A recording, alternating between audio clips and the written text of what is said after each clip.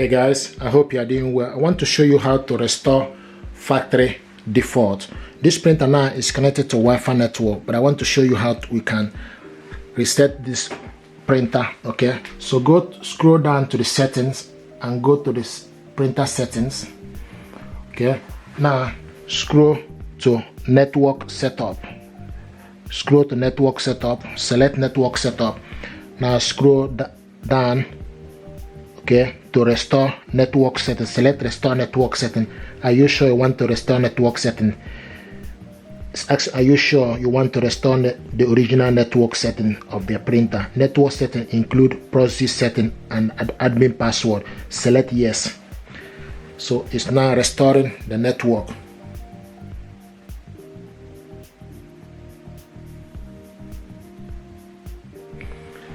Network default has been restored. Okay, so and you can see the printer is no longer connected to Wi-Fi network, and once you've done that, the light will be flashing here to show you that the printer is no longer connected to Wi-Fi network. Okay, so this is how to restore network settings.